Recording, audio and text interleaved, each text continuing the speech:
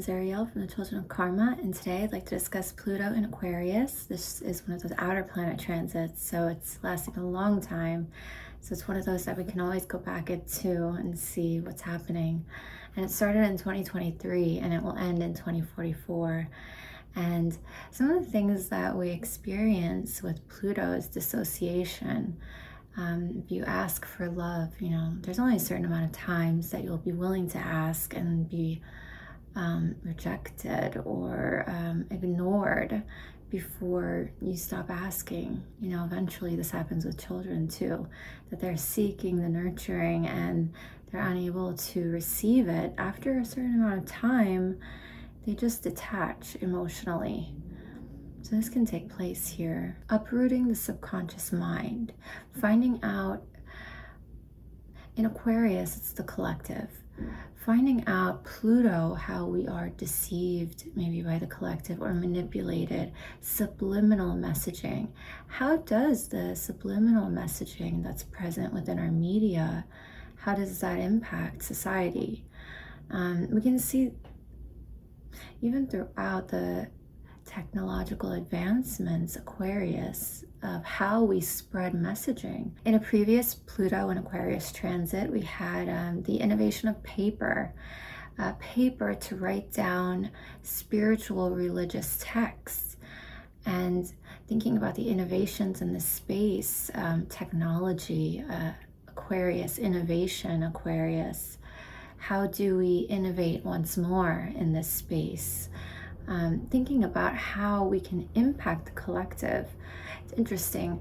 How did people impact the collective without newspapers, without the internet, without phones? How did they impact the collective in those ways? Like a little call to the fact that they didn't know that these outer planets had existed at that point.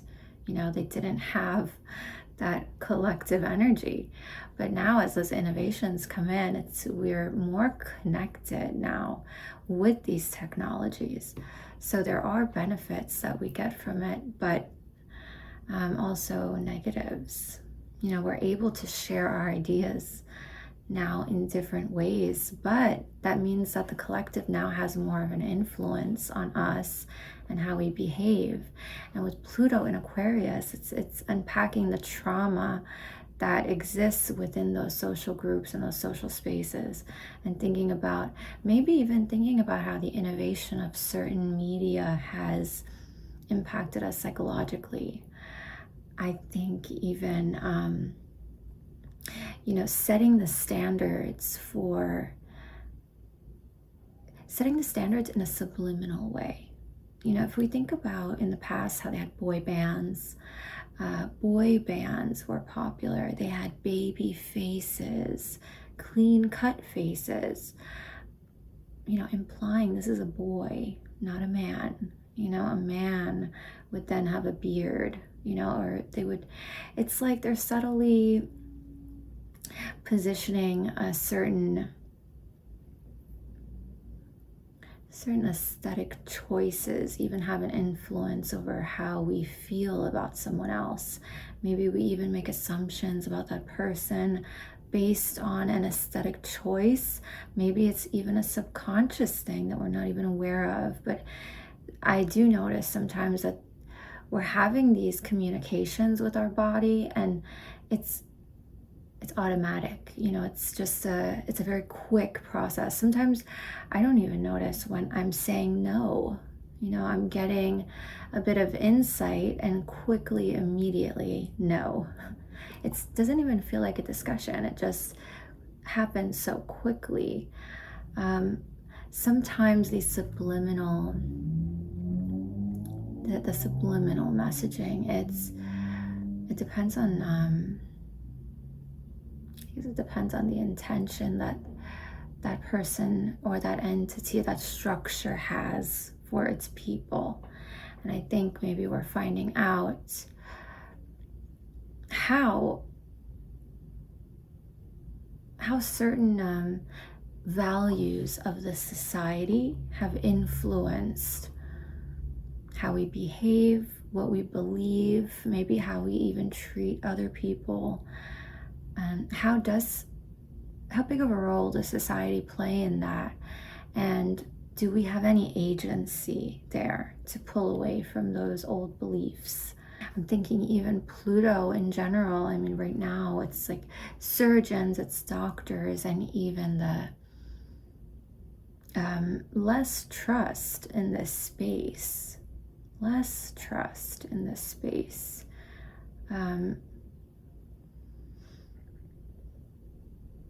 Maybe seeing more mental illness in this space as well, because we do what they're as far as quality of life of people with this profession as well, we're seeing maybe mental health issues in regards to the medical fields,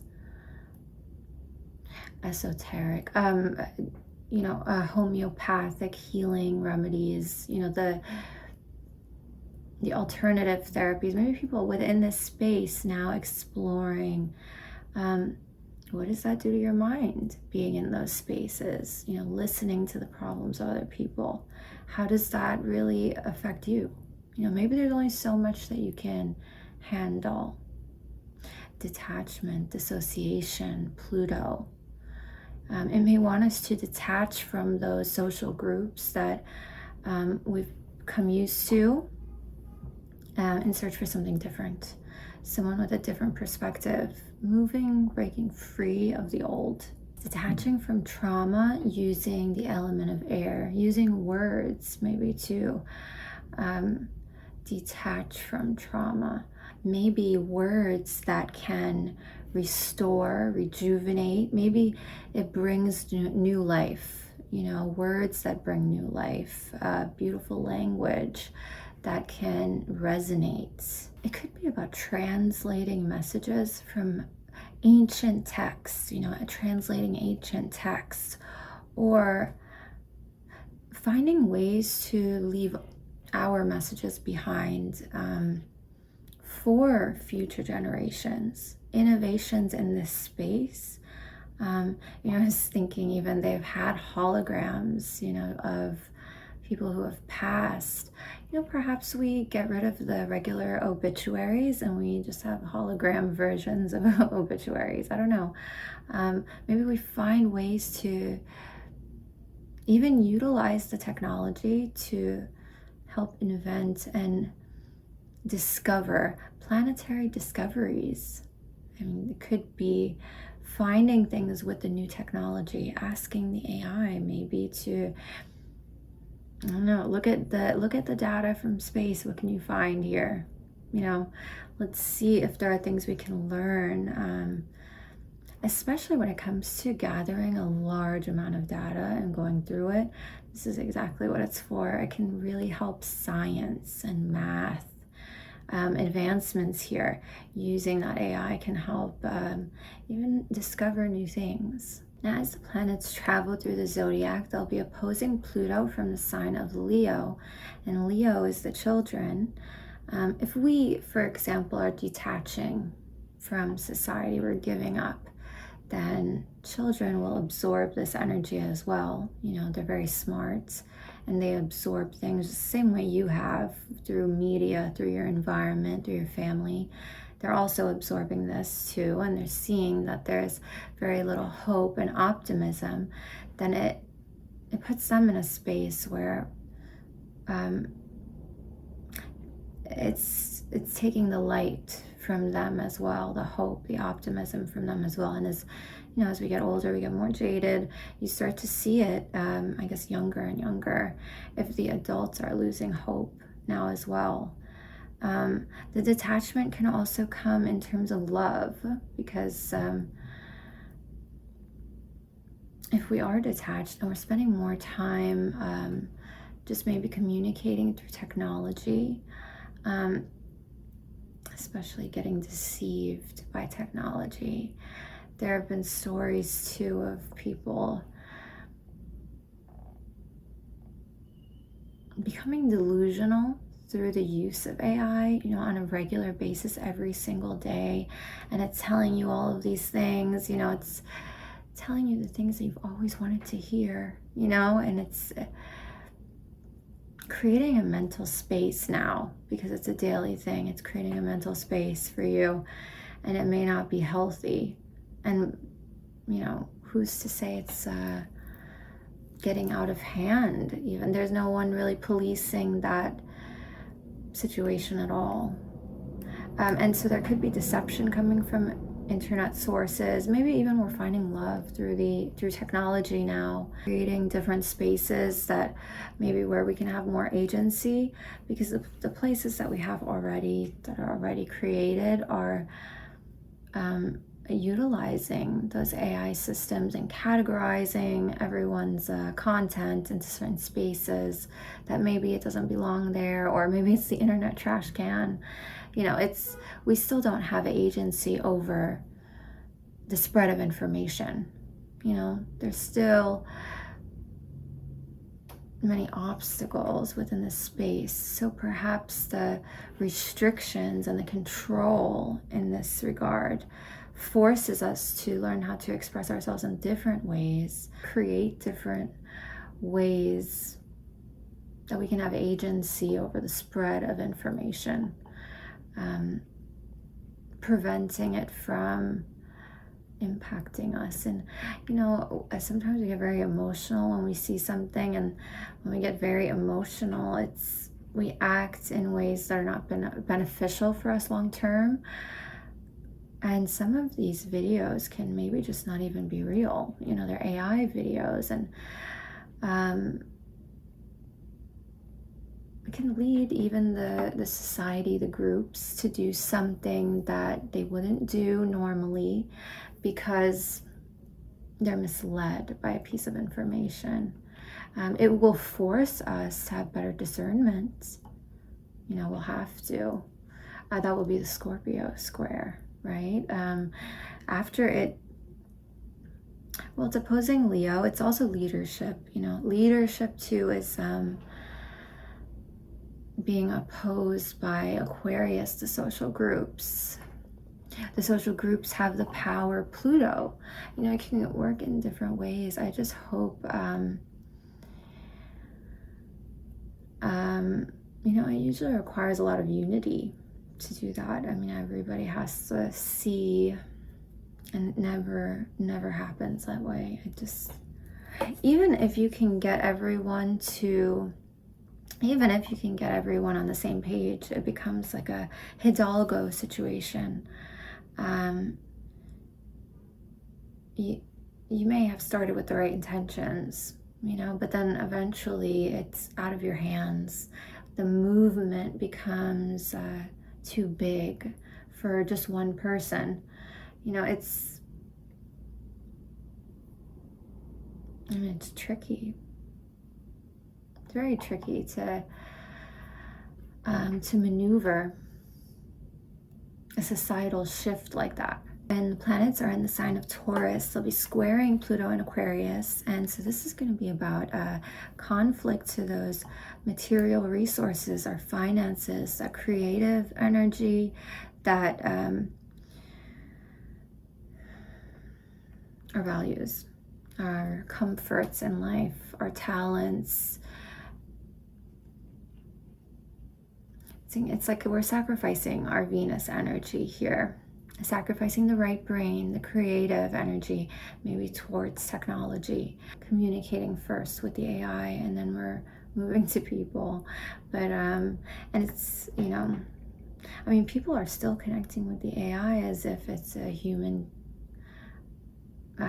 connection, like human creativity. It's not, but they're still unable to see some people, and some people will see it where it doesn't even exist.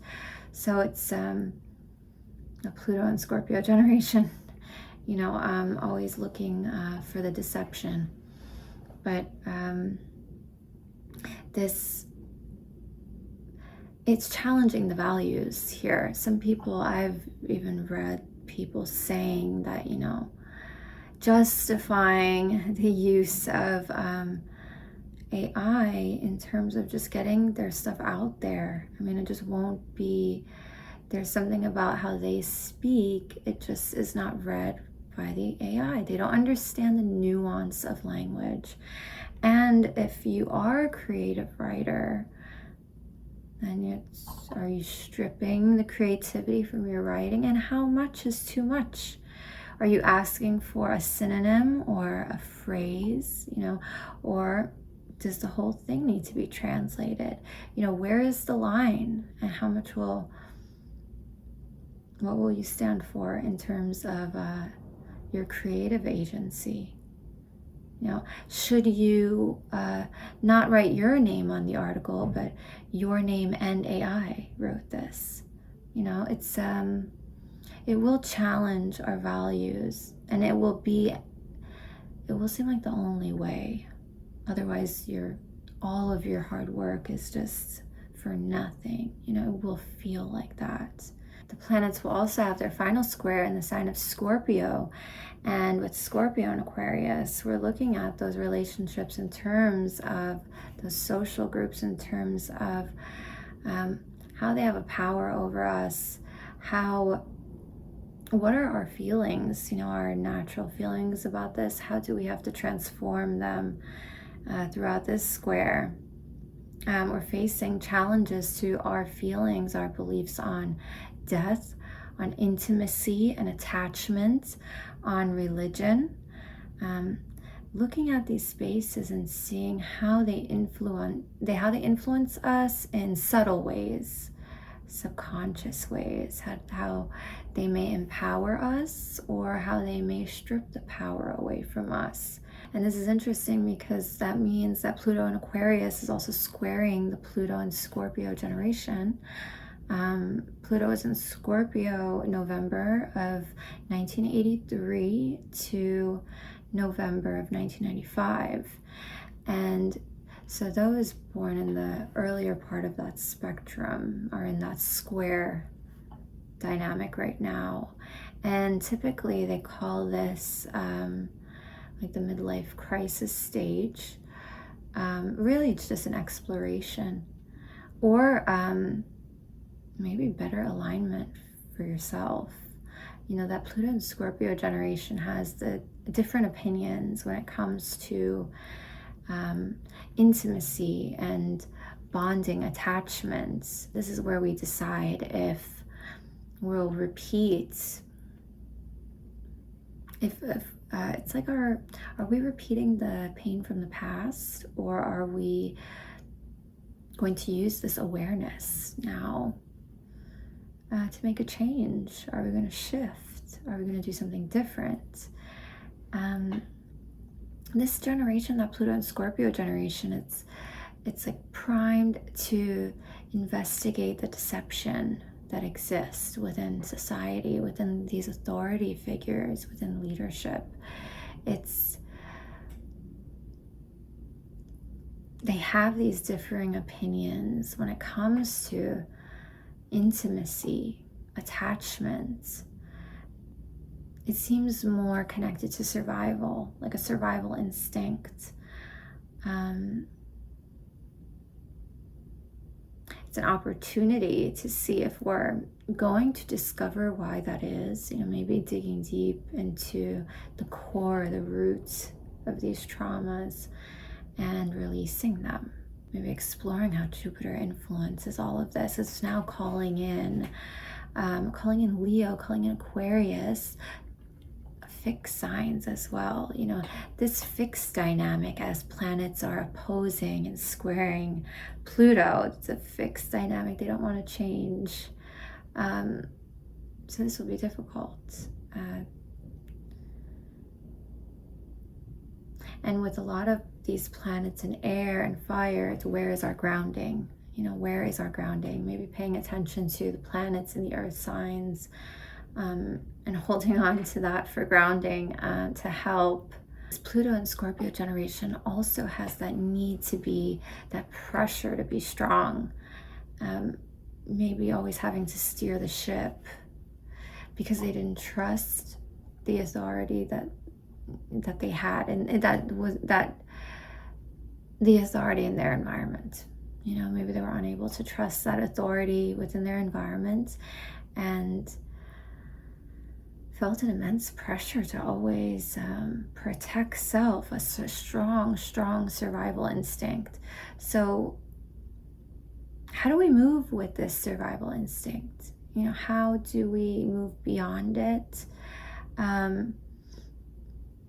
Is there a way that we can move beyond it while still hanging on to the wisdom provided here?